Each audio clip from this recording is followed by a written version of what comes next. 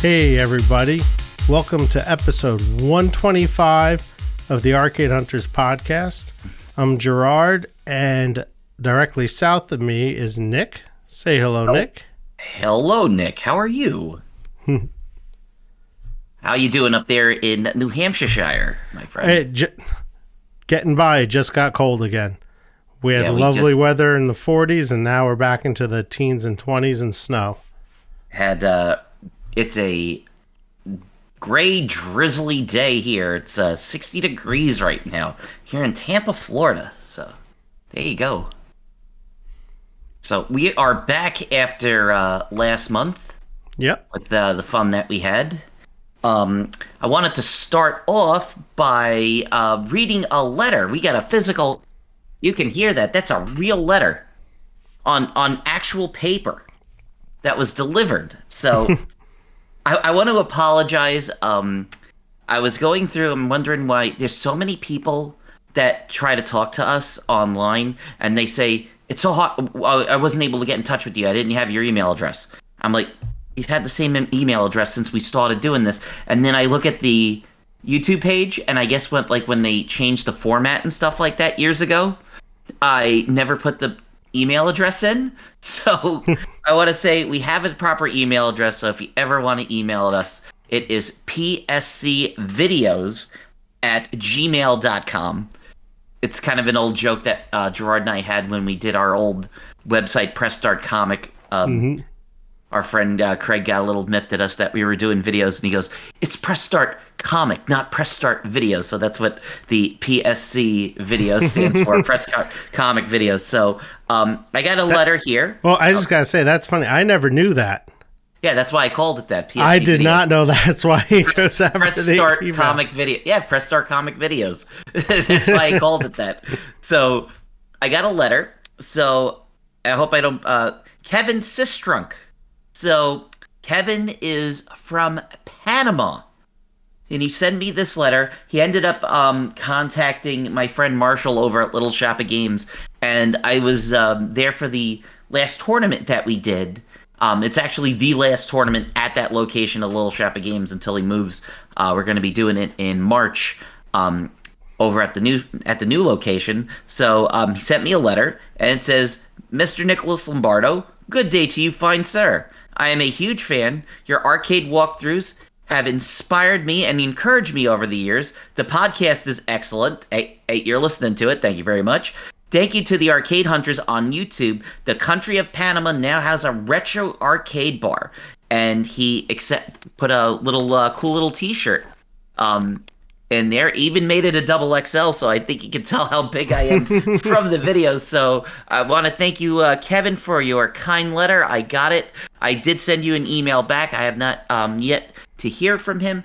If you are listening to this, I mentioned it in the email. If you go to their website, which is PanamaBarcade.com, the website only has pretty much like a splash page. It just shows like one of the bar counters, and it doesn't really have any other information. It asks you to log in. So there you go. If you are in Panama, you can go to a barcade, and it's kind of because of us, which I think is very weird, but hey, there you go.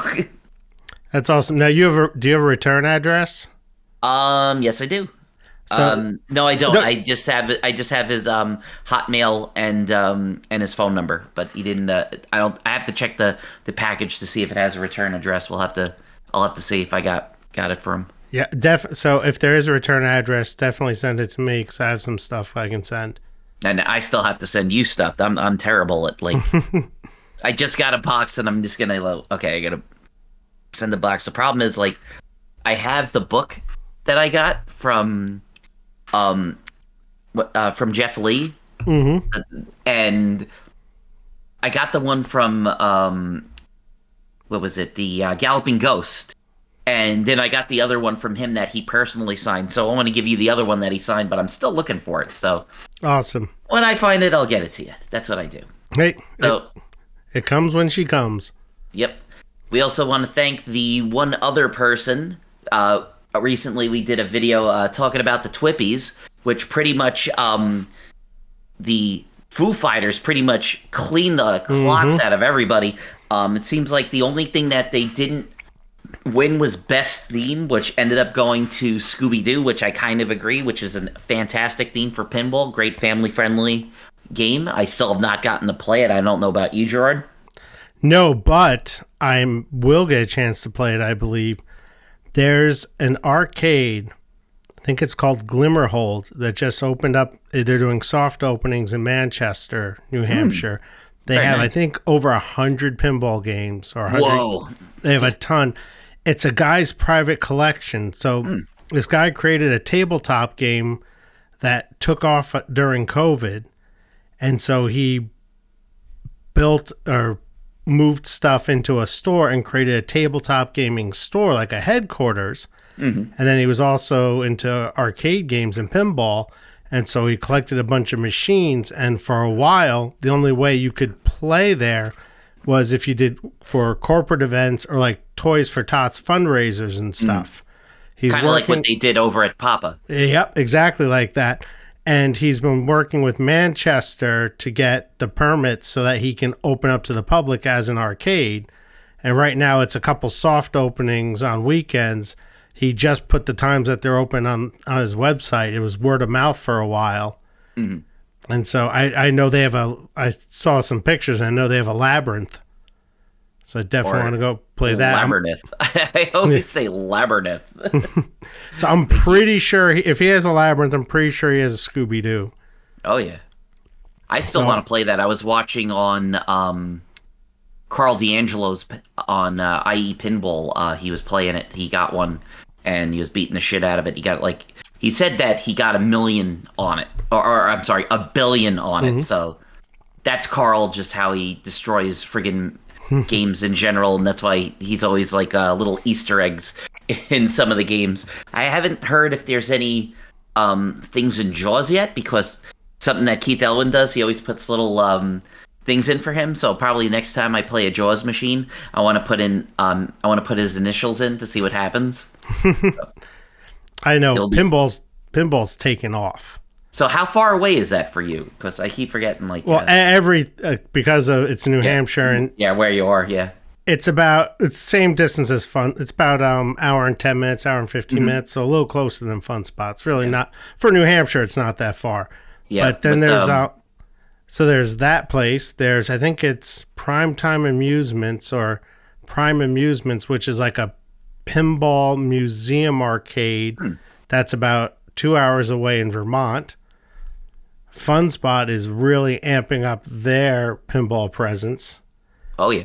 And then there's the Western Massachusetts Pinball Club, and there's a Burlington Pinball Club, and all these places, and each place has like their own unique selection of games and some uncommon games, like the Big Lebowski's over at the Burlington Pinball Club. So I got to start doing some road trips to those places. And then just locally, about 45 minutes away, is Gravitate Pinball, which I've talked about before in Vermont and Brattleboro. And he has, I think, about 20 games, but they're all in like pristine condition. The Simpsons Pinball Party, it's all customized. It has it has one of the, I think it has the alien on for the, whatchamacallit, for the pull.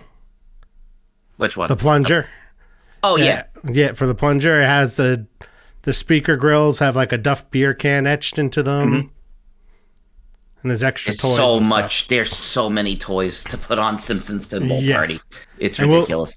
And there's something we'll get into. Nick shared a long list of topics to cover, and we're definitely going to get into them. And one of them includes a pretty cool aftermarket mod for a new game. Yeah, I really got to go to, since we're talking about going to more places and doing more videos for the site, I got to check out more of the places down here in Tampa. I'm still have not gotten a chance to go to some of the barcades that are over here. I did go to the couple of the other ones. I have to go to the one Replay Museum, and there's another one that's called like Neon Dreams, and they have a lot of Japanese style games and stuff like that. That's cool. That's the one thing I find lacking is Japanese games. The only place I can find that has any Japanese games near me is a Round One. And pretty much in Florida, the only round one is Daytona Beach, and that's about it. Mm-hmm. It just seems like I really a lot of them were talking about arcade monsters, them wanting to fan out and come more down here. So they've got they have a very impressive collection. The new the new one they opened in Orlando on iDrive is absolutely enormous. Mm-hmm. And I know the guys from Little Shop brought a whole ton of games over there. But my whole thing is, like I said, I want to go on an off time when there's no one there, so I just get all the games and I don't have to worry about, going to kind of how I still feel so bad because I have so many people that reference, I know Gerard has it right now on Twitter as our handle with the Billy Bob Bear from Rockafire Explosion. Like when we went to the Nathan's Fun Center that had the Rockafire Explosion, and everybody asked us, "You were there and you didn't get a video of it?" I was like, there was like 50,000 children in there having a birthday party, and you're gonna have this one idiot walking in with a friggin' Kodak Easy Share camera trying to get a video of the electronic band that barely moved. We got dirty looks just walking 5 feet into that area to watch the band. Yeah, I was just like, oh my god, they look terrible. It's like that. This doesn't look like the videos I've seen. I said, I was telling people, like, dude, if you love the Rockafire Explosion, you wouldn't want to see what they looked like because they barely moved. It was like the Simpsons gag. Hey there, I hear it's your birthday. How old are you? Well, That's great. Would you like us to sing you a special song? Hell no. You got it. Ready, Senor Beaverati? I'm ready, and the one, and the two. You're the birthday, you're the birthday, you're the birthday, boy or girl. Oh yeah. The only thing they didn't do was in Spark and Go on Fire. That was it. So it's screaming at, like, they barely, like, the Mitzi Mozzarella that has the she's like the cheerleader. She was barely moving back and forth. The hand for Fats, the keyboard player, was barely going up and down. It was really weird. There's no way to get a video of it because there were a shit ton of kids in there having a birthday party. Yep. When we just stepped into the area to watch, we were getting dirty looks, so we left because it's like, obviously we're not wanted here. I was like, dude, let's get the hell out of here. And the other time, well, it's there. And we have gone there when there have been no parties, but there was no way to turn the band on. They would only turn it on if you had a birthday party at that time. So there was no way to get it or get any video of it because of that, the other few times we went. Yeah. And the other thing to note was we didn't know, like, the legacy and the lineage of Rockafire Explosion. I vaguely remember going to Chuck E. Cheese with the animatronic band and kind of being creeped out by it. And I just remember really not wanting to be in there and not wanting to eat the pizza. I just wanted to play games.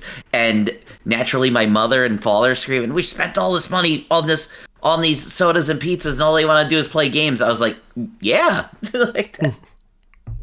Now, I believe there's a Rockafire Explosion in Nassau, Showbiz Pizza in I want to say Nassau County or New York City when we were younger, because I vaguely remember going to one. For the longest time, I thought it was a Chuck E. Cheese, and which I've been there. I was there too as a kid, but then I remember watching the videos of Showbiz Pizza and the Rockafire Explosion documentary. It was like, no, that's what I saw. And it was for someone's birthday party. I remember a long drive into more of an urban area. I believe there was a Showbiz Pizza. I want to say Nassau County or maybe New York City, but yeah. And I remember being creeped out as hell by the stuff moving. I didn't want to eat my pizza because I'm like, this is I can't handle this. This is weird. For me, I hear the hydraulics. I shouldn't hear the hydraulics when they talk and move.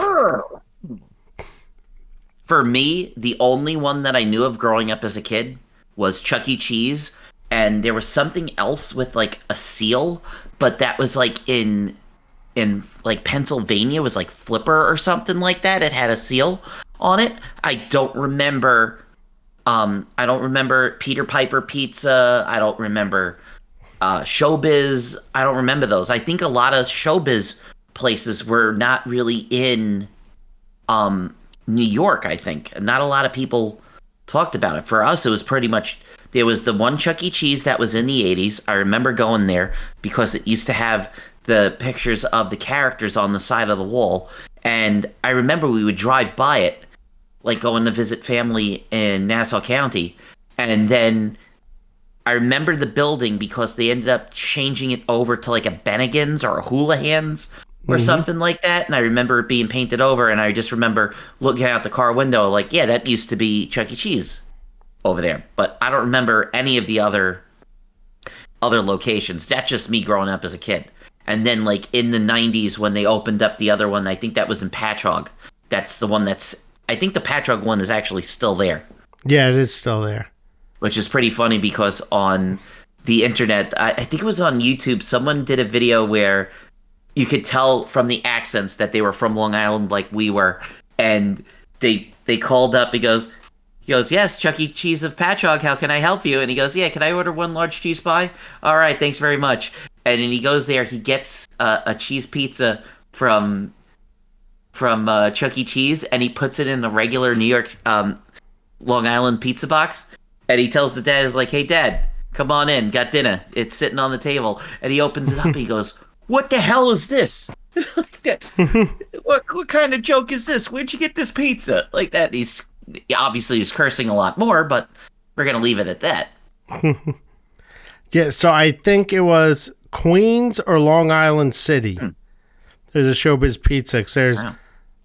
Well, I just Googled it. Yeah, because I think it was 1990. All the Showbiz Pizzas switched over to Chuck E. Cheese. Yeah, it's so weird when you do the whole lineage of it. Oh my god! And watch if you haven't seen it already. Last week tonight, John Oliver did an entire 25-minute segment on Showbiz and Chuck E. Cheese. It's insane. Really? Oh yeah. Make sure you watch it. It's online exclusive. They finally uploaded it on their YouTube channel. So it's Last Week Tonight with John Oliver, just talking about Chuck E. Cheese. Yeah, I found a history of Chuck E. Cheese. That's awesome. The book, I can't believe there's a one book that everyone says it's like the history of American arcades or something like that, and that covers a lot of information, history on Chuck E. Cheese when it first came around and Showbiz Pizza and those places. So we got to talk about some other news. So we'll go for the quick stuff. So we'll go for a bit of Namco news. So want to congratulate all those guys over at Namco. The brand new, I think since we talked, Tekken 8 came out, and it's been pretty good. I've been enjoying it. I got it on the PlayStation 5. They said it's getting some good records. Said it sold over 2 million copies, doing really good. As of now, doesn't sound like there's an official arcade announcement for it yet. Also, one of the other cool things that I want to mention about Tekken, a really good video about the Tekken scene, I think in United Arab Emirates, I think it is. I forget which place in over there, but really cool video talking about how the Tekken scene is huge over there.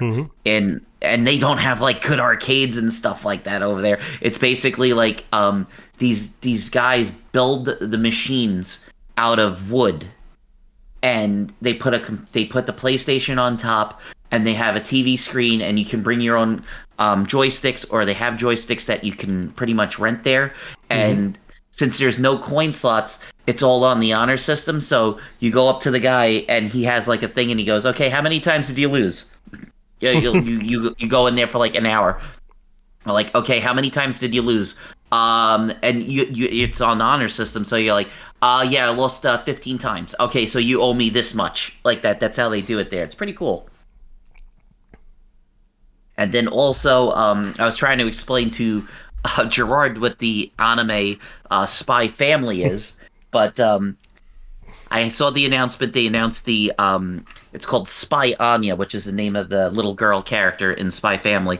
Namco Bandai announced that they're doing a game based of Spy Family, and I thought, okay, this is it's cute. You walk around this little girl and you have to make like a memory notebook of like all the bunch of different stuff that you do. But I didn't know that since it's being made from Namco, that there is arcade throwbacks in it. So they showed on Twitter there's a thing of her playing Mappy, where you run around as her and like this the spies that are trying to get you instead of having the mice. You're not a police officer.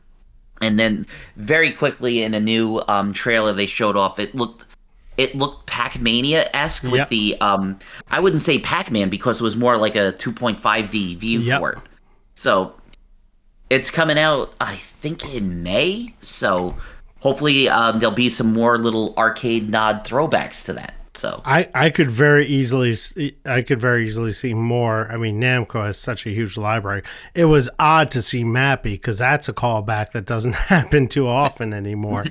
That's got to be somebody out there. I wonder who, if it was like the artist or somebody who said, like, yeah, we really have to have Anya do Mappy like that. Of all, we'll have Pac-Man. She runs around, but no, we really got to do Mappy. I'm like, okay, let's do Mappy. I'm surprised there's nothing like Rolling Thunder. Yeah, that would be more spy-related or something like that. Probably because they don't want her shooting a gun because it's a little kid, but... Oh, but it could be like... Mappy is slamming doors into people. It could be easily be switched over. Instead of being a gun, it could be like a toy gun or water pistol or something. Maybe they will have that. We'll see. Hey, you never know. We'll see. $5, it'll come out and we'll say in like, Arcade Hunters like episode 130. Hey, Gerard called it. There's Rolling Thunder. They put more Namco games in there. So we got to talk about the Man-Eater. The new pinball machine. We finally got our hands on it. I was very surprised Gerard got his hands on it. I thought I was going to be the I thought jerk, so too. And I would be the only one talking about it. Gerard, what did you think of Jaws? I loved it. I think it might be my new favorite Stern game. It was pretty good. The flow. It just flowed so nice. It was very fast paced. I love the little mini upper flipper because you can always pause it. Like I remember, I toss the ball up there and hold the ball for a little bit and look around and say, okay, what do I need to go for next? And I love the ball save on the right out lane. If you bump it just right, it'll fall right back into where the flipper is. I love the life preserver save that you can earn for the left out lane. All that stuff, it just keeps the game flowing. The reel spinner is awesome, and just the pace. Yep, and just the pace of the game, the voices, the videos are sick. I'm actually impressed by the custom videos they did. So, for example, they'll have like I believe it's CGI, a CGI photorealistic / image of like Ben Gardner's boat or the boat from Jaws 2, and a great white shark will just jump out from the boat and come at you at the screen. And that was, I forgot, for depending on certain things that you did. And there's other new video images that they made that actually look good. It's not like the Ninja Turtles CGI, which looks so bad. Unfortunate, that was like a COVID game for them, but this is like, their CG department is getting so good, especially the team that Keith has, because we always like to talk about when Godzilla came out, when they have to put all that stuff to the movie companies, to the licensor. Yep. They have to approve all that. So they were talking about the most famous ones. They were talking about they needed a loop of the shield on Mechagodzilla, so they made it in CGI. And they sent it to Toho for approval, and whoever their contact was they said, "Where did you get this?" And they said, "We made this." And they're like, "You made this?" Like that. He thought it was from a movie. He's like, "I don't remember what movie that was from." I said, "No, we made it." So they have a lot of that stuff where like the like you see the boat being rocked back and forth and stuff like that. You see what like during Rescue Multi-Ball, they have like different stuff that's getting thrown to the to the people being saved. Like there's a life ring and there's a rope and the. But I was watching one of the videos. I think his name is Travis from the Pinball Company. He has a video showing you how to like he calls it his ball one strategy, and he's in Rescue Multi-Ball and he got one of the Easter eggs. There's a goat being thrown into the water, going like that. What's a Jurassic Park reference? Well, also because they call Keith Elwin the goat, so there's goats in all of it. Okay, yeah. So now there's going to be goats in. There's goats in all of his games. Even in Godzilla, there's a goat. Yeah. Every once in a while, it'll take out the Exilian commander, and you just hear a sound of a goat chewing grass, like that, chewing grass on it. It's pretty cute. But, yeah. I love the game. My only concern, and I remember we talked about this, I believe we talked about this last time, about how some people prefer the pros over the premiums because sometimes the stuff that's added to the premium slows the flow down. I'm nervous what the Orca playfield is going to do, if that's going to slow the pacing down. Now, according to what he said, like Keith Elwin said in multiple interviews, he said, I hate to upper playfields. I feel like you're in there for way too long and you don't get enough chance. So it sounds like what he was saying, you go up and then you have like a second to take a shot. And if you don't make the shot, it goes down. So he goes, I wanted it to come up and hit it really fast. And you got a moment, you could only make like one or two shots. You can't keep it up there for an extended period. That's good. I love the chum bucket, and I love how the water gets red. And I love when the fin pops up and you have to hit the fin. I find it a little too easy to hit the fin. That could be just me. But they did update the code for the fin going back and forth. So there was some kind of thing that was wrong with it that now I think they wanted to have it more pop up more in random places, but the first multi-ball, it's always starts from the left and sweeps. Okay. So it was popping up more in random when I played it, so maybe, but I played it a week ago, so who knows. But the only thing I could not do, and it was driving me nuts, was the video mode. Sorry about that. I was getting you all excited for the video mode, and we were talking on we were talking on text messages. You said, "Oh, I'm going to go play Jaws," and I said, "Is the video mode in 3D, or do I have to do something to unlock it?" And I said, "No, it gives you either or." And he goes, "Oh, I'm going to bring my Freddy's Dead." Yep, I brought my Freddy's Dead glasses. So I don't know, because like I said, I rarely get to play games on coin because I'm always at the showroom or somewhere that they do free play. So it's just like, oh, I don't know if you can access that if you're collecting the teeth. Well, so the problem was it was just bad luck. So the left banks where the fish finder is, I think there's like 5 different modes that you can do, or 5 different things to unlock. And which one it starts off with is random. So like one of the other guys, every time that he played it, he got the video mode. So I saw the normal video mode, and it looked like it was pretty much like almost like they took like the Jaws 3D still image of the shark and had it moving around. You have to shoot it like the killer shark, like the old killer shark game from Jaws 1, which I thought was awesome. So I played it. I would finish every single thing. All the other 4s, video mode was always last. Every time I played it, I would skip over video mode. I'd be like, son of a bitch. That game knows, Gerard. The game knows. I know. It's just like, and I was doing, that's what's crazy is I got to a point where I would hold the ball in the mini flipper, flip it, hit the left bank, bounce off the left bank, recatch it on the mini flipper, and repeat it. And that's how I was able to get through every one except for the video mode, because every time I played, it's like, you know what? You're going to get the video mode last. And it's like, son of a bitch. And next person's playing, and it's like, video mode's the first. I'm like, what the hell? It must have your insider. It must be like, okay, so PRS really wants this. He's not getting it. Yep. But it was, I got it's the first time I ever got grand champion and first place on a pinball game. My score was still not as high as yours, but it was.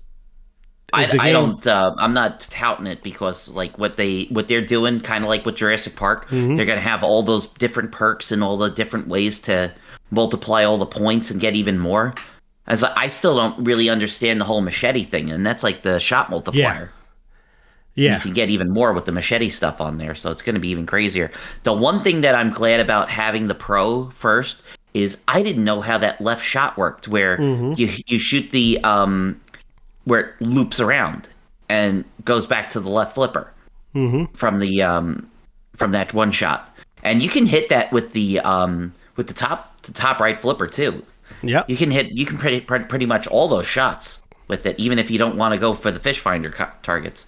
So I'm glad because we don't have that gigantic mini playfield blocking the top left. We can actually see where we're shooting and see where they go. So when the premiums and the LEs do come out, which I've heard that some of the limited editions are trickling out, and it sounds like they're having the same problem that they had with Foo Fighters, where they were in the middle of doing the LEs. And they had a production snag.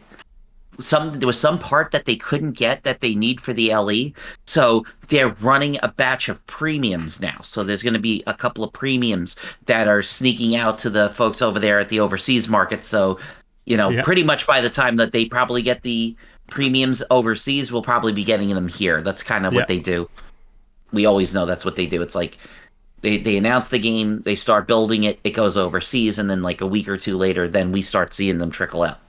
Well, it was crazy. So I went to Flipper's Pinball Parlor in Tyngsboro, Massachusetts. I think that's how you say the name of the town to play it, because this guy, he basically it's like running a route. It's a small room in a sports bar / billiards place, Maximilian's Billiards, and he has a coin machine. He has all new Stern Pros. That's where I went to play Foo Fighters for the first time and Venom. And I kept following on Facebook and checking to see if he got Jaws. And last Thursday, he had it on there that Jaws Pro is in. So that's why I made sure to go there Saturday to play it. And there are a few other guys that went there specifically just to play it. So it's like I got to play it, and everyone's like, so how is it?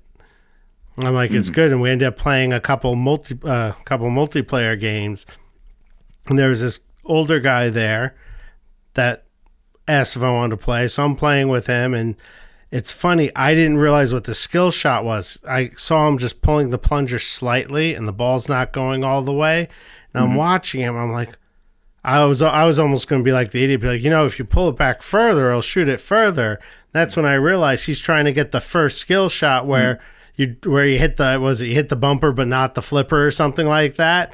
And so I started doing that, and I was talking with him, and he's like, oh, I gotta get a picture that I'm playing this game to send to my son. So I'm like, oh, that's cool. He's like, yeah, my son works at Stern, and he's been getting on my case because I haven't played the game yet. I'm like, what? He's like, oh yeah. And he's telling me how his son does programming over at Stern, and how he's working on a new game, and he's like, and he won't tell me. He won't tell me what the new game is. Non-disclosure agreement. Yeah, that's what I said. I'm like, yeah, I know they're not allowed to talk. But he's like, yeah, he graduated from Southern New Hampshire University and got a job doing the programming for Stern. I think his first game that he's working on is whatever the next game is. So that was cool. We'll see if we find that out, and maybe we'll have an interview. We don't know. We'll see who it is. Because like we said with this one, we have a brand new code designer, which is Elizabeth Gieske is doing the rules for this, and she's really shaping up, man. I mean, like I said, right now it's very early. That whole part in the middle with the all the different perks don't do anything. There's only Jaws Multiple 1 and 2. Number 3 is not coded in yet. And the final wizard mode obviously is not put in, which is going to be Smile, You Son of a Bitch. Which I think that's what... Even if it's not that, I still think that's what everybody's going to call the ending. Come on. You have to call it the ending. I don't care if it has all 4 Jaws movies. But the thing is, it still feels like a complete game. It's not like when Batman 66 came out and it was like, oh, God, no. You can only do the penguin crane and that's it. And playing that, and it's like, this is like the same fucking crane from the Christopher Nolan Dark Knight movie pinball machine. So that's what I liked. I was very impressed that how good it felt considering it's still early. It wasn't like rushed. The other thing that I loved about it is it does not take long to see the shark. It does not take long to have a shark encounter and have him on the screen. Yep, you bash that ball and it just says shark encounter. There you go. Yep, it's so you can suck at pinball and you're going to see some Jaws footage on the screen, which is nice. It's not like that stupid the Pinball FX Jaws game. I tried playing that and it's like you got to do so much crap before you do anything involving the shark. I'm like, this is stupid. It's literally Quint hopping off the boat to a dock and impersonator doing his voice. I'm like, this just sucks. It's like what they say. You got to keep stuff close to the flipper. Got to keep stuff there for everybody. Yep. So I love that. And yeah, the flow, it just, it flows. It is a high scoring game. Oh yeah. It'll get even more with this stuff going on. Yeah. But it was just, for me to get, it's funny because the last time I was talking, I was telling you how, I think I texted you saying I suck at pinball. With this game, everything just clicked. The nudging the machine to get through the ball save was just it just felt natural to do. And everything with it. So, really like it a lot. I spend most of my time playing that or Godzilla. Yep. Going for all the Elwins. Yep, I was going to say, coincidentally, both Keith Elwin games. I really hope you get to try the 60th James Bond. Still a lot of fun. I'm glad you have all those. I'm going to check some of the in the springtime. I'm going to do the New England Pinball League again, and that's when I'm going to check some of the other clubs and locations and see if they have it and go play it. So, one of the things about Jaws that everybody complained about, once again, we have to talk about it, was that the shark did not eat the ball. We all know that. Everybody was talking about it. It was hotly contested. Now, as we said in the last video, or the podcast, I should say, if you listen to pretty much anything that Keith Elwin has done, like the Stern Insider Connected podcast, I think he was on Triple Drain as well. He said that, believe me, he goes, we had that in the game. And they said we didn't like it. They said the ball goes up, the shark comes up, takes the ball, goes down, and then he would kick it back out at you. Like, okay, what else is there to do? So, and he said it disrupted the flow. Yeah, he said that was the other thing. Yep. But regardless of if you like it or not, let me see if I have the gentleman's name. Let me see. Where is his name? I saw his name before. God damn it. I can get because I shared it. I have the page. Trent. Okay. Yeah. So Trent has a small company called Interactive Pinball, and this guy did it. So he took out the little ball bashing thing, and he has a 3D printed Bruce, and it's on a motor, and it's a scoop. So he's got it where he said, you know, you can still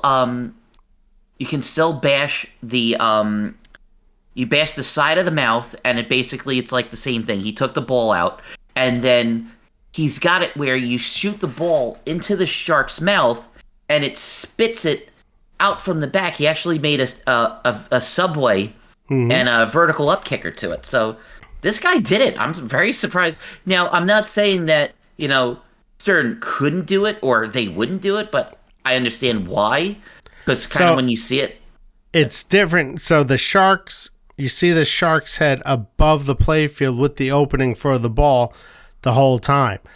What Keith was talking about, what they were trying to do at Stern was on the premium, after you bash the boat and Bruce comes out of the play field, they wanted to come out of the play field and swallow the ball. Mm-hmm. And so that definitely would take up a lot of time. So what's cool about it would be like the T-Rex eating the ball. Yeah. Always eating the ball. Yeah. Yeah.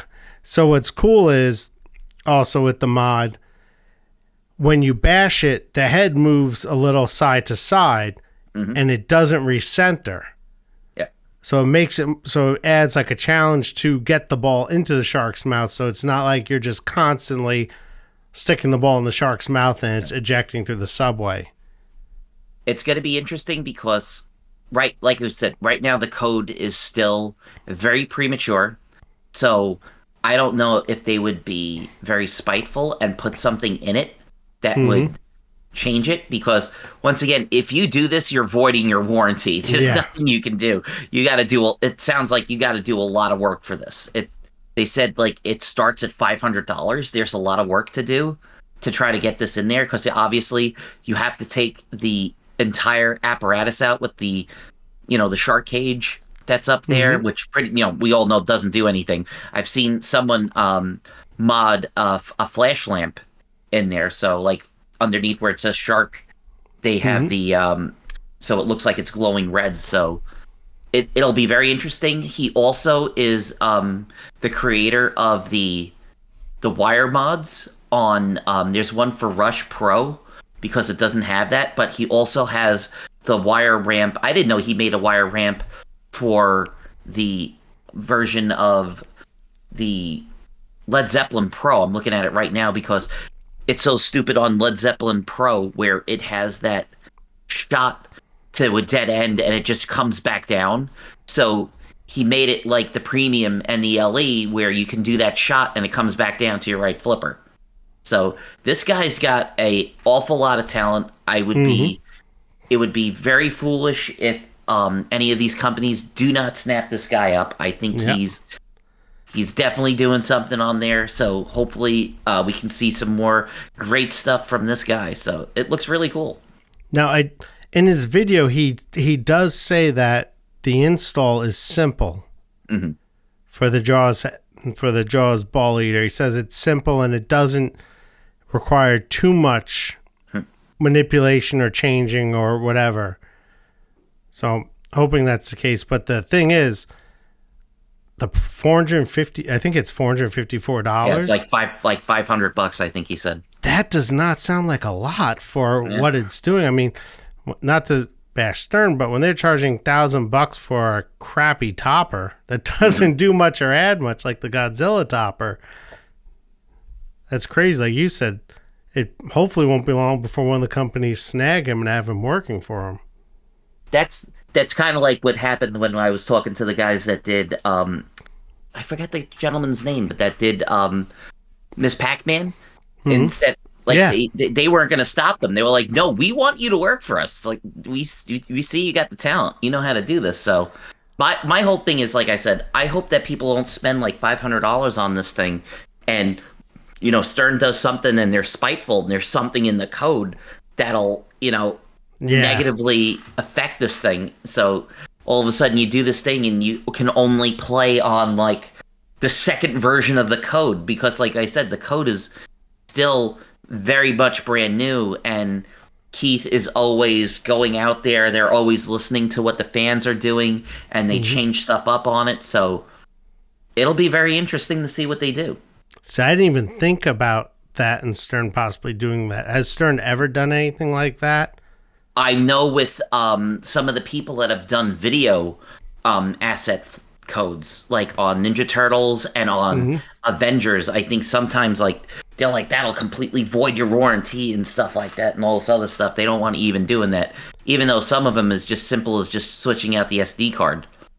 I got to play on Oh, you go. Sorry. I was going to say, I understand it voids warranty, but has Stern ever been spiteful and had a code update that would like rule it out or conflict with it? Or like brick the machine? Yeah. I know they have their whole thing in their end user license agreement thing on there saying that you can't do this, you can't do that. So I think everybody out there knows, like, yeah, I'm doing this, I'm voiding the warranty. I don't care. It's Jaws. I want the ball it's a Jaws pinball machine. Eat the damn ball. Hey, Yeah, there you go. and it should be at that. It voids the warranty, so you can't cash on the warranty because you just changed it, just like modding cars and stuff like that. But I was just wondering if Stern was ever spiteful and was like, oh, there's this mod that's popular, so the next code's going to lock it out, or you won't be able to go past code. Like you said, version 2 of the code. I hope they don't do that and just rely on, well, if you buy this, you void the warranty. Well, we are going to take a short break, and we're going to be back with our main topic of the evening. So stay tuned. We'll be right back. We'll return after these messages. It's quiet on the tee as Chevy Chase lines up for this crucial shot. I wonder, why am I whispering? It's golfer against gopher. Snobs versus slobs. Don't miss the birdies, the bogeys, and the putts. Chevy Chase, Rodney Dangerfield, Bill Murray. Hello, Mr. Gopher. And Mr. Gopher. Freeze, Gopher. Caddyshack, tomorrow at 8 on Channel 11. Okay, and we're back. You might be a little confused by that commercial break that you heard, but we have to talk about an interesting topic. Billy Mitchell has blocked us on Twitter. Billy. Whoa, Billy. This is a biggie.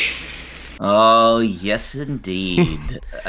Apparently, now, sorry, Lord BBH, I gotta steal what you wrote to me over on Twitter, because I showed him that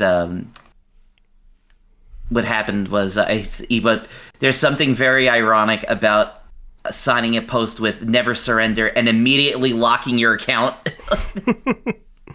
So for all of you out there, I don't like being the drama channel, but we got to talk about it anyway. It's the hot button issue.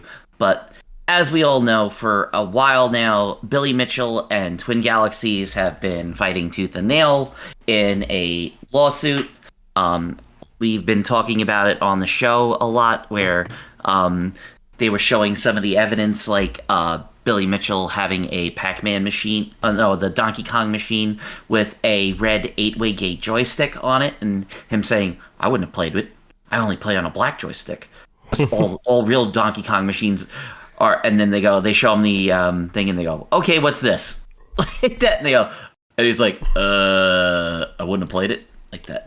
Well, the big problem is, and for anyone out there listening, if you want to get a pretty good history of everything that's been going on, it's called The Biggest Lie in Video Game History: The Billy Mitchell Story by, is it Veritas or Veretas? Yeah, I think it's like Veretta. If you search Billy Mitchell... Veritas, yeah. It's got almost 1 million hits, and he uploaded it 2 months ago. It's 4 hours long, and it has over 1 million hits. This is insane. And it's a very deep, very involved, like, diagnostic look at it, and it covers everything. The biggest thing, and this is what drives me nuts with Billy Mitchell, he doubles down every time on the lie. Honestly, let's give him the benefit of the doubt. For example, like you're talking about the red joystick top. Yeah. The red ball top, clearly not a Nintendo joystick. Yeah. Let's say he thought it was. He completely forgot that. Instead of owning up to it, he comes up with a crazy story like, oh, they switched the game out for the photo. Yeah. It is insane, the amount of doubling down with what's going on. It's like, it's okay to make a mistake, just admit it. You don't have to be this character all the time.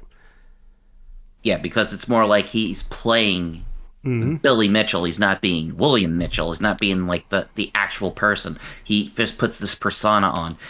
For a guy that talks about like how I've never watched King of Kong, I don't want to watch that. And then he goes and he makes an arcade in the middle of the friggin' Orlando airport that's called the King of Kong arcade with his face plastered on it. I was just like, sure, you haven't watched the movie there, bud. Well, what wasn't it really called KOK. The KOK arcade. You look like the cock arcade. Yeah, King of. Yeah, That was the one arcade walkthrough tour that I did where there was no arcade and people were like, what the frig is this? I said, I'm just showing you there's no arcade. I said, it's boarded up now. It was a lounge. There was a bench in there with somebody sleeping on there because their flight got delayed. It was a sad arcade. I know. I ran in there quick. I remember I got yelled at, I think by my wife, because she's like, where the hell did you go? I'm like, well, I wanted to go check out. I'm like, are you kidding me? But the biggest, so we have a pretty long history with the whole King of Kong stuff. When that movie first came out, I know I saw it in theaters. When we went to Fun Spot, there were the posters being given out. We asked Gary Vincent of ACAM about it, and he just said, I stayed out of it. I have no opinion of it. They came in and filmed, and he's like, I knew it would be a hot button topic, so I just stayed. My hands are clean. He wasn't involved at all with it. And it was a shame because those early tournaments that we went to, we got to meet and talk with a lot of, like, Todd Rogers and a lot of the people, and everyone seemed very cool and was very calm. Mm-hmm. And then stuff started to bubble up about lies and scores and cheating. I remember, I think we went the year after it was filmed. I think it was it was before the movie came out. I was hearing people talking off the side about it. Like, someone was saying about how, like, when Steve Wiebe did his first score, he did it on a double Donkey Kong. Oh, you should only have it on double Donkey Kong. You shouldn't have that on the real one. So I was just like, oh, they're talking about this whole thing going on, because, we weren't there for that. And then the year after that was when the shit hit the fan. That's when all these people started coming out, because the movie had been on G4, and then there was like 1,000 people up there. It was so crowded. I remember Gerard was anxious about trying to. We bought the Twin Galaxies book, and we were trying to record. He was trying to get the high score on Fire Truck, and I remember I'm recording him trying to get the. Because you max out that game and you can't do anything. You get like 200 points and then the game's over. It tops out. And I remember I'm recording it, and there's these two people standing behind me, and they looked like dude bros. They weren't even like, this is like before now where everybody is allowed to be a nerd and you're allowed to own up to it. And I remember I'm sitting there, I'm recording it, and I'm looking at these people, and they're staring at us, and I hear it go, so fucking stupid. I was like, you're the one that came all the way here to come to the arcade, and then you're getting mad at us because we're taking a video because you're trying to get a record on something. Like, the hell's your problem, dude? I just remember, so fucking stupid. I was just like, then why are you here? You're watching. You're standing there. And you're standing and we're watching us. Well, that's what's funny. Which is more stupid, standing there and watching us, or being the ones playing the game? Exactly. That was when someone stole I got the book. The high score book, and I forgot someplace someone stole it. Someone also stole some of our tapes. Yep, that was back when they were on tapes, but it would be nicer if we had the high capacity thumb drives. Digital. Yeah, the digitals like we had now. Jesus. There's the mini DV tapes. But I just remember, and I remember hearing the stories, and we talked to some of the people, and they basically saying, so the King of Kong is skewed, the movie's skewed. And Steve Wiebe and Billy Mitchell, they were talking and friendly and everything. It was all just, the movie was just a big mash. It was, the movie It was dramatized. People were thinking it was a documentary. That was the thing that you had to explain to people. Like, this is a movie. This is not a documentary. This is not how it went down. You tell people, like, The original story that they were filming was Doris Self breaking the Kubert high score. Mm-hmm. And that didn't happen. That was the original thing they were filming, and that didn't happen. But they caught wind of this Donkey Kong stuff, and so that's what that became. And that's why there's a lot of, like, people like Robert Murchek who checked out of Twin Galaxies after how some of the stuff went, and some other people that took a step back from it.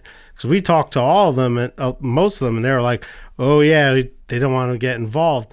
But what's crazy is, so you have all these, there are the radio stations, interviews, Steve Wiebe and Billy Mitchell, Talking Friends, everything seems fine. Then all of a sudden stuff starts leaking out about the Pac-Man score being a fraud, about Billy using some people, and it just turns into this snowball that for what the past over 20 years. Over 20 years has been rolling because down we the always hill. like to think like the 90s, like the 2000s, like when we first went to Fun Spot was like, so it was like right after like King of Kong came out in 2000. 2000. Yeah, King of Kong came out in 2006. This snowball's been rolling for a long time, and now it's almost 20 years now. Twin Galaxy has passed through multiple hands. It's been bought. It's been sold. It's just been insane. And we just kind of took a step back and we're like, okay, we're gonna exit this, and that whole classic arcade high score scene kind of died with all this stuff coming out, and we're like, we're gonna sidestep it. And all of a sudden, it just got to be way too much. It was just like, I remember we had gone to an event. I think it was me and our friend Pedro, or if you folks know him on the website as Sergeant Jamma. I just remember we had gotten done with the thing. It was one of the Fun Spot tournaments. I remember. I think you had gotten sick or something happened with your bike that you weren't able to make. It wasn't Fun Spot. It was the Kong Off. Yes. It was either the Kong Off but also one of them was Fun Spot too. It was one of the last Fun Spot ones.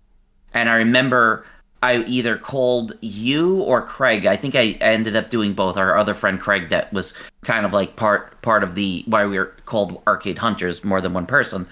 Mm-hmm. But I just remember like the way that some of them were acting, and there was one person in particular that I'm not going to say, but I was just like, everything that we did from this place, I am not sharing it. I do not want to promote these people. I don't want to be affiliated with them. It is just dreck. It's like, I do not want to be involved with this anymore. It's terrible. Yeah.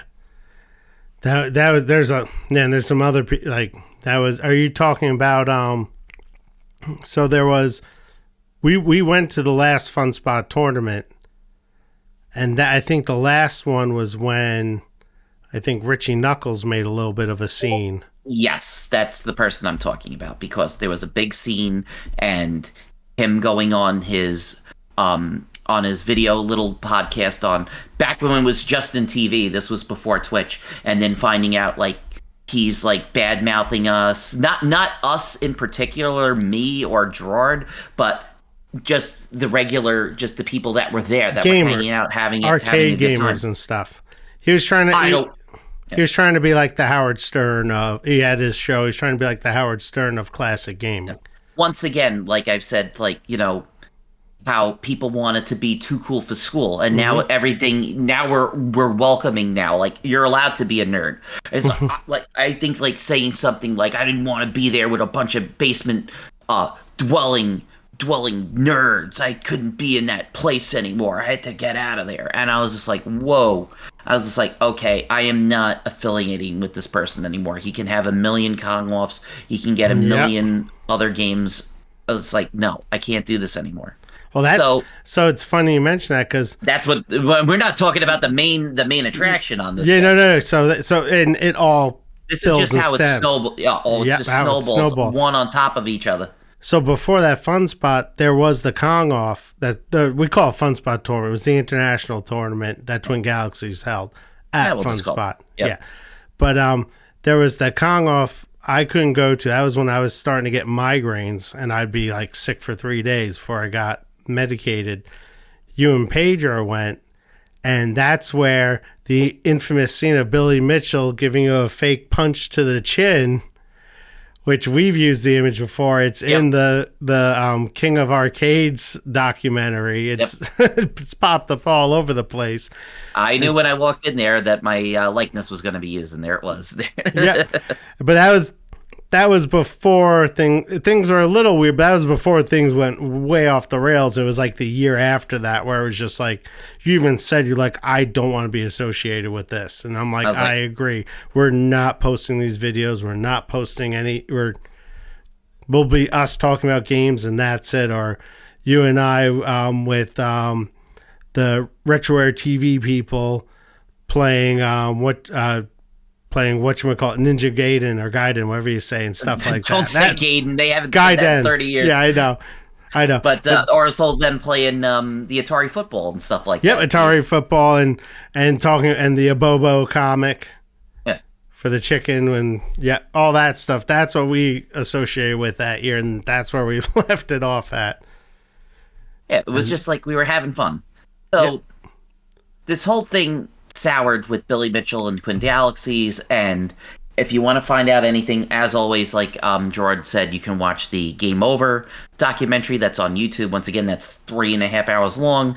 Also, all of the stuff that Carl Jobst has done, who is also in a whole legal battle with Billy himself, because Billy does not like the quote that someone else did it. But if you use the video, that's the angry video game nerd that someone clip 2 things together of him, he gets, like, he says, "You're defaming me," and it's just like, it's a joke, dude.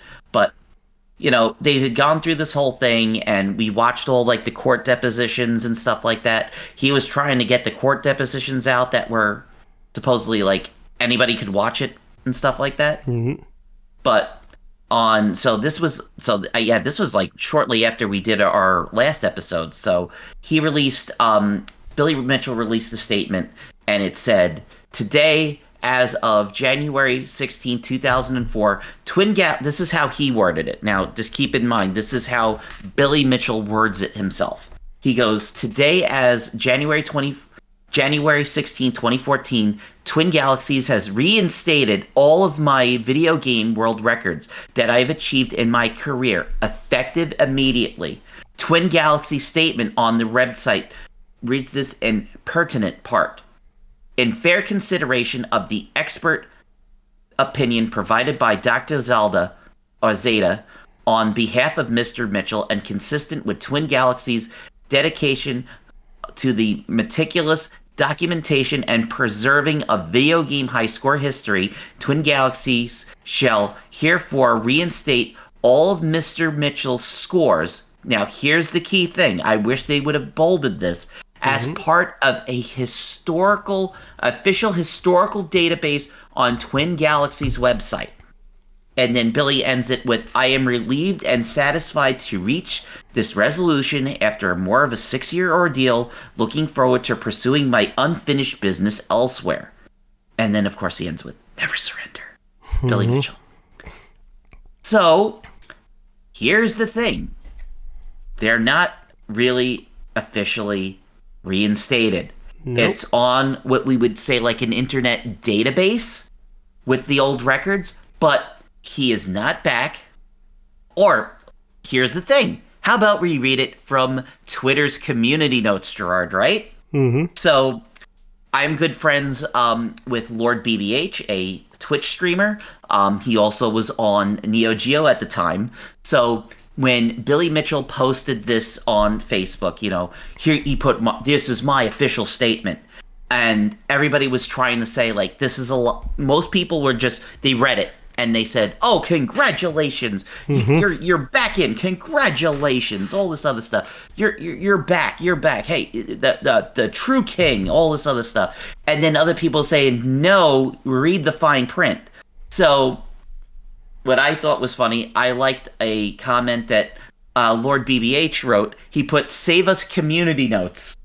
So the community notes posted, "Twin Galaxies has only reinstated Mitchell's score on an archive leaderboard where rules were different prior to Twin Galaxies being acquired in 2014. His score remains removed from the current leaderboard where he continues to be ineligible as of today's rules."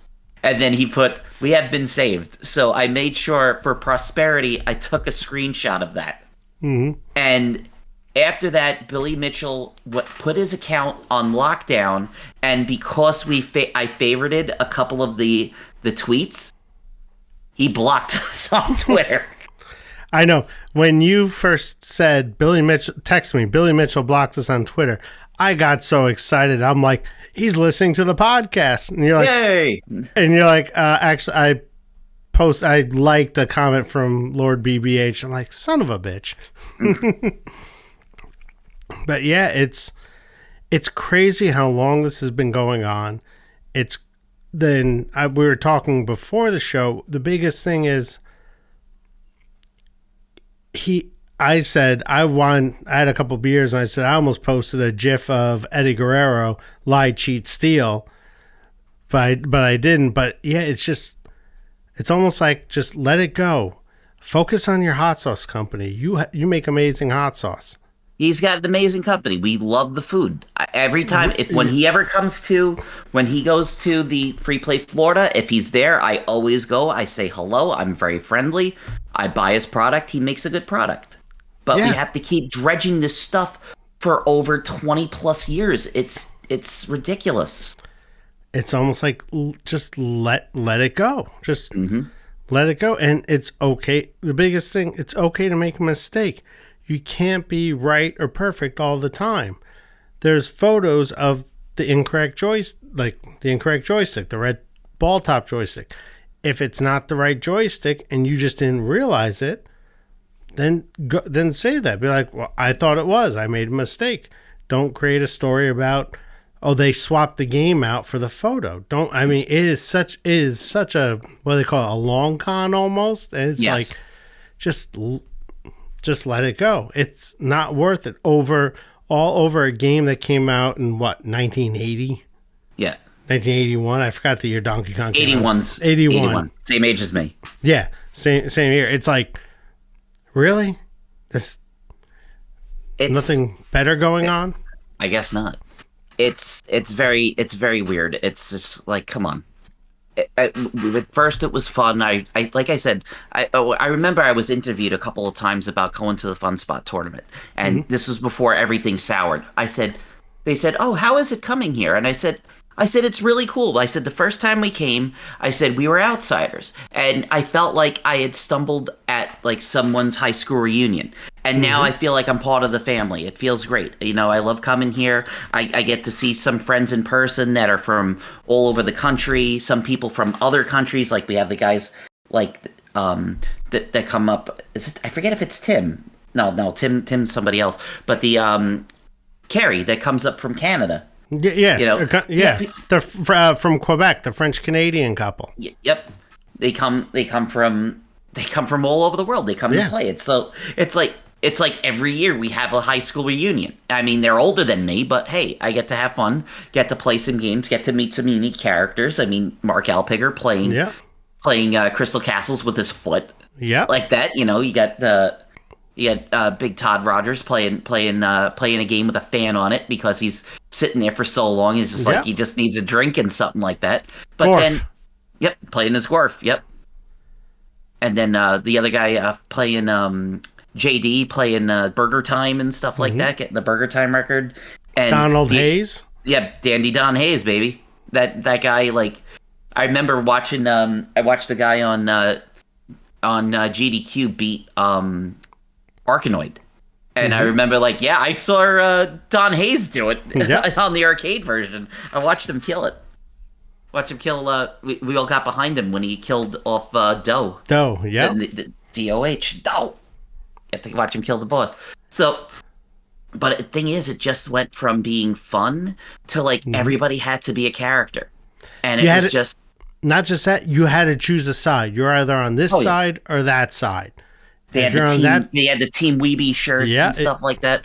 But it was fun we had the Team Weeby shirts, and we wore because we liked the design, and I think it was Todd Rogers or someone was like, take that shirt off as a joke.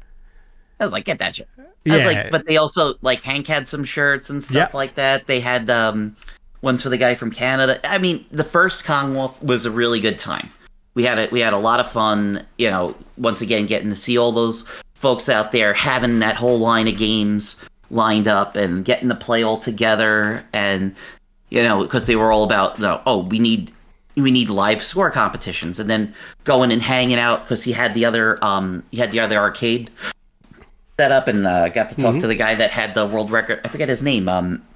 I know he's in King of Kong. He's one of Billy's friends that has him and his son have like the tandem world record in joust. He always goes and, you know, pretty much maxes out every joust machine that he ever sees. Is it the lawyer friend Sanders? Yeah, Steve Sanders. Steve I think Sanders, it's Steve. yep. I know it's Sanders, but it might be Steve. I'm not sure. But The guy that most of lied about the Donkey Kong score to get into the Time Life. yes, and then they magazine get spread. called out on it. But then he ended up being friends because, hey, hey, he called me out, and he made me honest. Like, there you go. Yep. And then we find out that all this happens. Yeah. But it's just like certain people started coming up, and it just got worse and worse. And it's just like, come on, let's let this sleeping dogs lie. You know, even if he still if he does listen to this and he has something to say to me, hey, I'll own up to it. Mm-hmm. But I still want to support his like they said, the hot sauce is delicious. We love it. I mean, Gerard drank a whole friggin' oh my god, I won a gallon jug of it. I won the big glass, like 2 gallon, 3 gallon, whatever the big glass jugs that he sells of the jalapeno hot sauce. I won that during one of the raffles.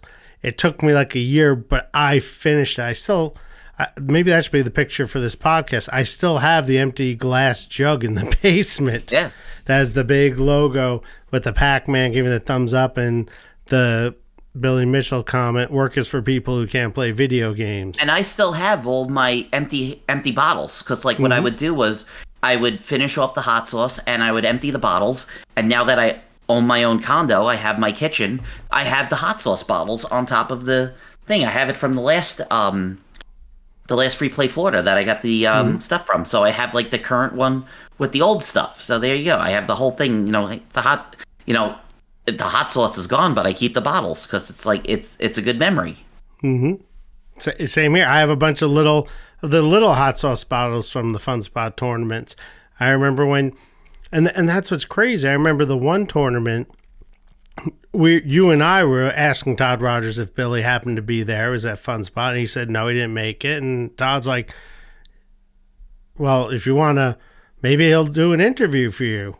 And Todd dialed his phone number and handed you the phone, and you're like, and left a voicemail. And we've talked to him before when we've called Bricky's 1-800 hot sauce. He used to have his website, The Line. You'd call the phone number, he'd be the guy that answered the phone for ordering hot sauce. So it's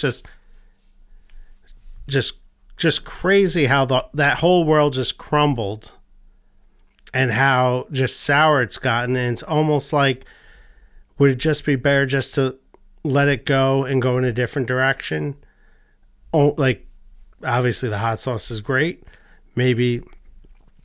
Remember when we rented with Pedro? We rented that like Airbnb, and we had gotten the hot sauce, and we were passing by McDonald's. I was like, guys, let's go get a 20-piece. Like we were putting the hot sauce on the McNuggets. Yeah. That was good. Yeah, I think that was the same. The Airbnb condo. You brought a tray of the triple bypass. Yep, we made macaroni and cheese there. The triple bypass mac and cheese. It was a good time.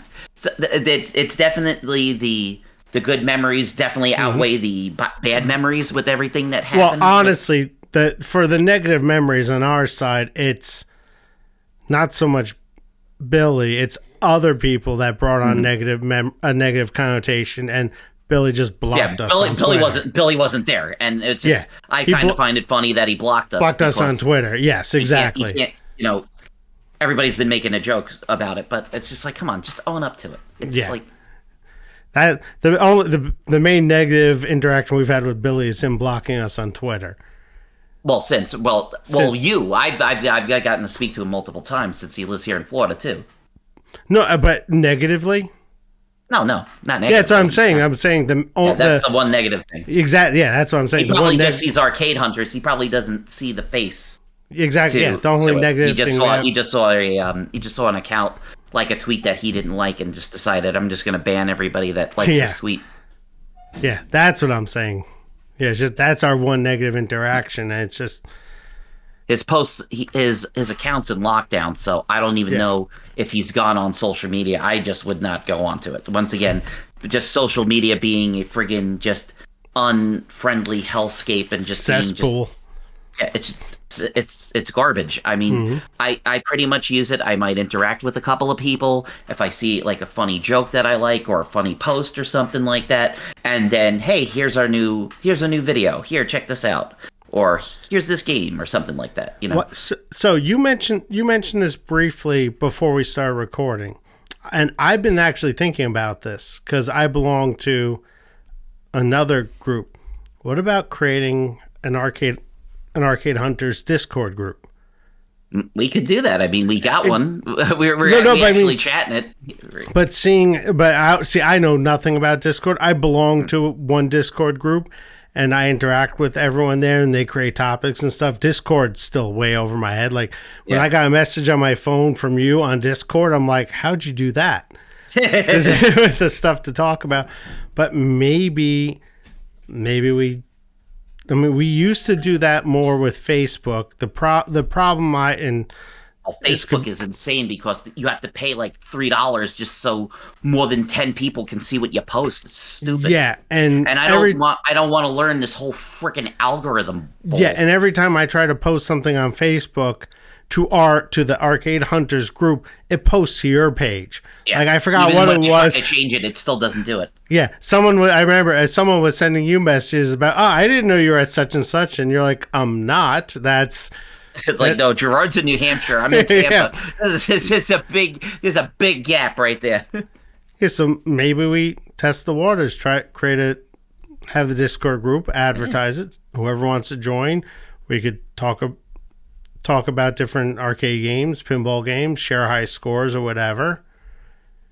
That might be a more open conversation, less toxic than the social media stuff. And the biggest problem with toxic people that come, we just get rid of them. Yeah. And the biggest problem with the social media is, like you said, learning the algorithm. We went from getting tons of likes and views on Instagram to getting almost none. Yeah. It's like we don't exist. And it's like, well, what changed? And there's been times where, like, for example, Matt, who runs Dinosaur Dracula, we've interacted with him, and he's like, yeah, I never saw that. And it's a whole thing of not everyone sees what's posted for whatever the algorithm is.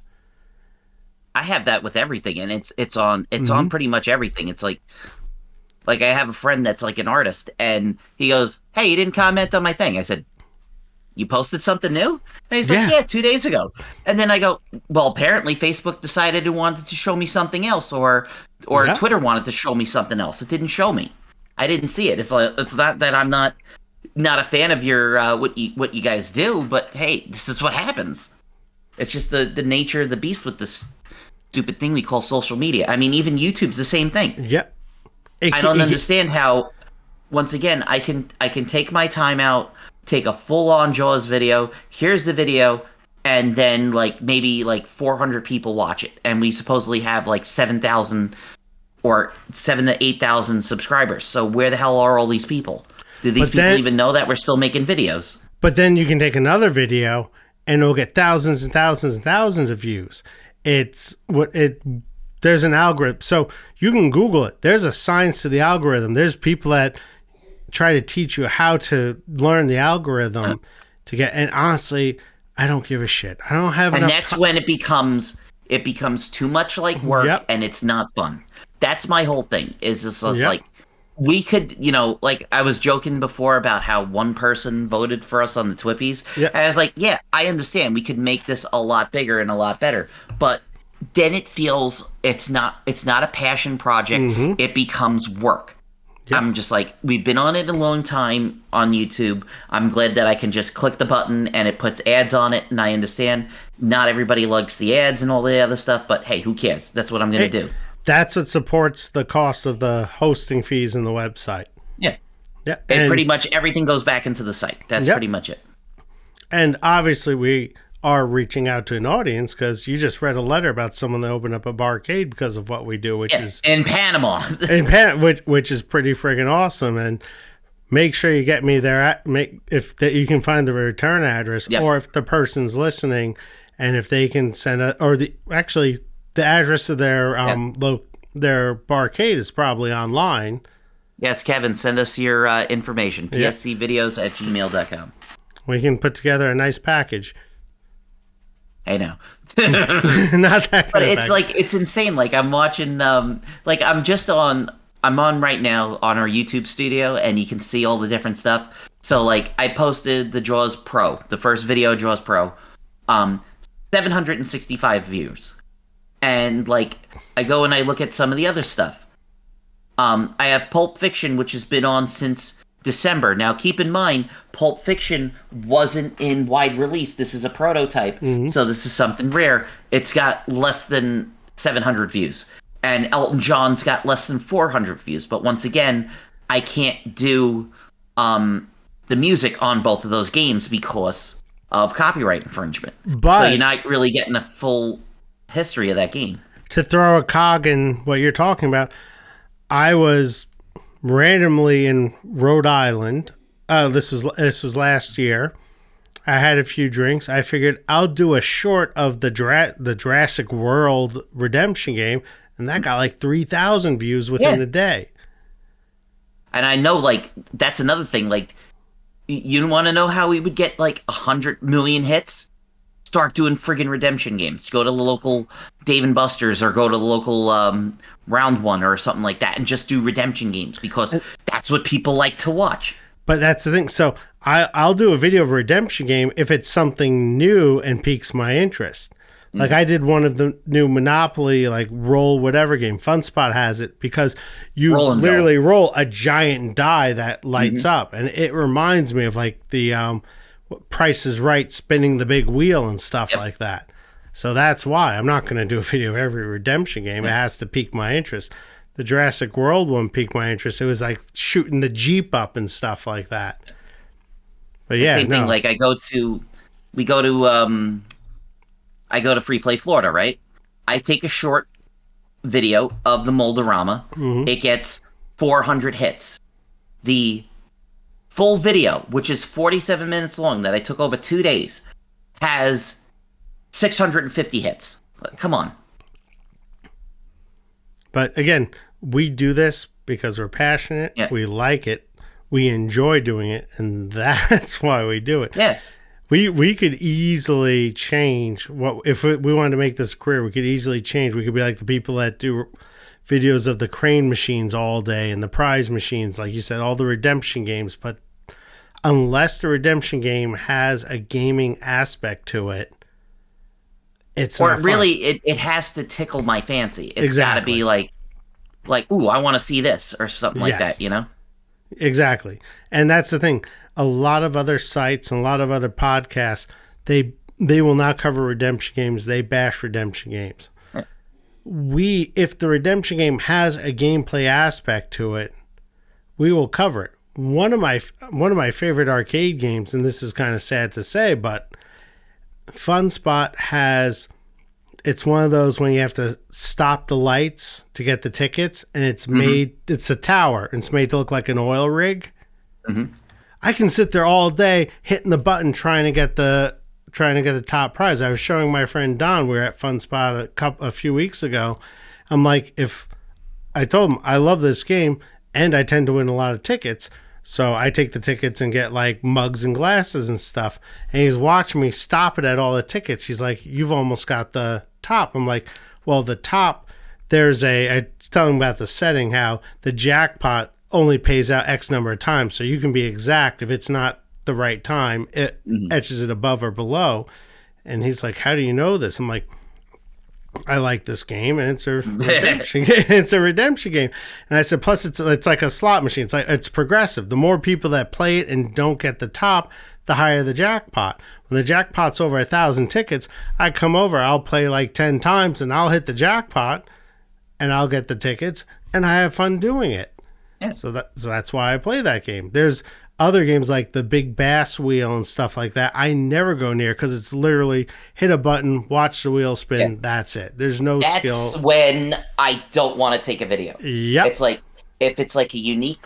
If I was starting to go to some of the other arcades, if it wasn't crazy crowded with tons of people, I was just like, there's the Angry Birds with the coin stacker. I think that's really interesting how they do that. And I know why it gets a lot of hits because it's super cathartic seeing someone that just dumps money into it and all of a sudden they hit it and it knocks it over and it looks awesome when but it's like an explosion of coins, and you get that big jackpot. It's that big. It's cathartic. It feels good. Yeah.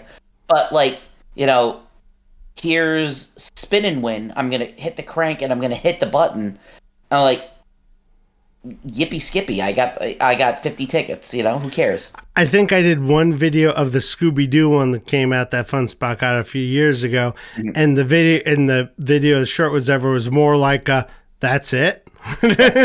Same thing. Like I did Space Invaders Frenzy, and I'm talking about the game, and they said, you talked more about the game than you played it. And I said, it's a redemption game. It's the whole point. Mm-hmm. And talk about the game for like 5 minutes. The game lasts 90 seconds. There you go. But if there's gameplay, so if it's redemption, there's gameplay to it. It can still be fun. Some of the, honestly, and this is definitely like going out on a limb, and I don't care saying it, some of the best newer retro arcade games I've played have been redemption games that have the gameplay to it. Like you said, Space Invaders Frenzy, it's a blast. The only thing that stinks is it's very hard to get past a certain stage. It's kind of like the Batman driving game that came out. Well, you have the ability, because I think at Fun Spot, is it on Arcade Play or is it on Ticket Play? I forget. Because if you said going after, you do get tickets, I believe. Okay, because if you're on a stage, then it's on regular play. I've not gotten to play it on regular gameplay. The only way that I've played it was on the on redemption mode, because it's basically, it just keeps going and then you're dead. I would love to play the Bubble Bobble one that they did, but I have not seen it. I have not seen that game ever. I've not seen it. It's pretty much like, if it's in that style cabinet, it's Space Invaders. I don't think many people would. I think Space Invaders has more of a broad appeal than Bubble Bobble, even though we all like to say about Puzzle Bobble on Neo Geo, we know it is the lady's choice. Yep. If you see a girl standing in front of a Neo Geo machine, they're playing I would Puzzle say Bobble. 8 out of 10 times. I swear to God, every time. Like, guys, you want to have fun with your lady, play a game, play Puzzle Bobble. You guys will have fun. Puzzle Bobble 2, do the 2-player mode. There you go. Girls, like, a lot of girls, if you're in an arcade, they pretty much like puzzle games. I'm not generalizing that. That's just what I see a lot. The data supports it. Yes. That's my philosophy, and I'll stick to it. I'm not going to say, like, you don't like any other games, but that's the one that I see the most. But it's like, like I said, I have to start doing more of my own tours. Once again, it's all money out of my pocket. I'm not comfortable driving still very much, going a long distance when I go someplace, I have to have I have to have it in me where I'm driving that I know, okay, I'm going here. So. Well, remember, if anything specific, can always dip into the war chest. Mm-hmm. Yep. But so. We've kind of rambled off a little far off topic, but so the whole Billy Mitchell thing, it is what it is. He blocked us. Yep.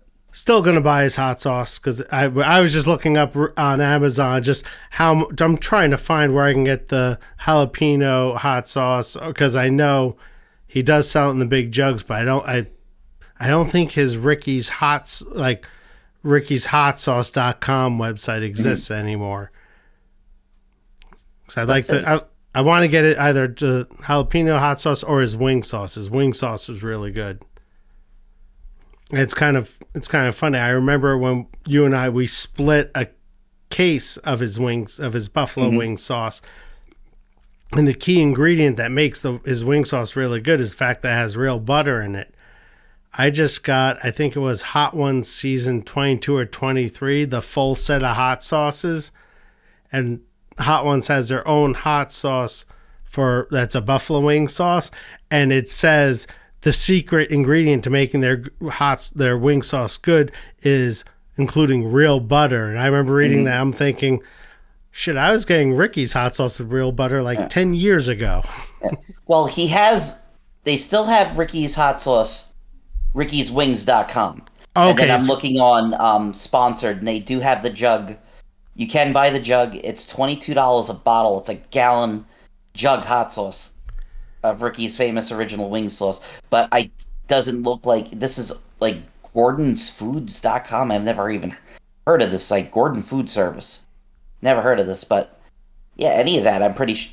I would just send them an email. Hey. Yeah, I hey, will. what you got? I missed that jalapeno sauce. Shit, man, take a photo of the empty bottle and say, hey. I'm going to. I mean, Yeah. I mean, I might not agree with what he says and how he's handling the whole video game high score thing, but it's freaking high scores in video games. I mean, come on. I mean, that's at the end of the day. I see some of this stuff and some of the picking and nitpicking and pulling apart, and it's like, really, we're wasting so much time and effort on this. I was like, I just want to eat the food, play some games, have a good time. That's the whole part with doing this. We are doing this because it's fun. It's not a job. It's not like we have to appease the algorithm. We have to stay on our top podcasts. We're not begging you for money. I mean, we have the Patreon. We don't have a I was going to say, what? We have a Patreon? I had the Patreon. No one bothered. So it's just like I didn't even know you started a Patreon. I made the page and then I was like reading all of it, and this was going when a lot of artists and people like they take this much out, and I was like, so like I donate the person like $5 a month. Here's $5. It's a tip jar, and something like that. Like yeah, but you don't really get the $5. And I was like, screw it. Like okay, I thought we just did the Ko-fi for the. Oh well, yeah, I did Ko-fi, and then that's why I did Ko-fi because Ko-fi is the same way. Yeah. It'll take something out of it. So once again, that's if you want to. You don't have to. So the best way our fans can support us is write a review on iTunes. Yeah. Even if you've already written a review, writing an updated review on iTunes, that will up the podcast on the algorithm. The other way you can support us is just watch our videos on YouTube. Yep. That pretty much covers it. We're really not asking for much. I mean, maybe we'll explore a Patreon, but even then we've talked about just having the stuff out there. The biggest thing is watch our YouTube videos and sit through the couple commercials, and then we get money. If you want to really help us writing iTunes reviews or podcast reviews, so we were talking about, we're eventually going to move to a better platform that puts us on like Spotify and stuff like that. Mm-hmm. We're working on that. But yeah, writing us a review, that kicks us up a couple branches on the algorithm for more people to find us. And that is why, like, I have to start saying it. We all have, well, both of us have to start saying it in videos. Why they say like and subscribe. Yep. Like, subscribe, comment, because it feeds that algorithm.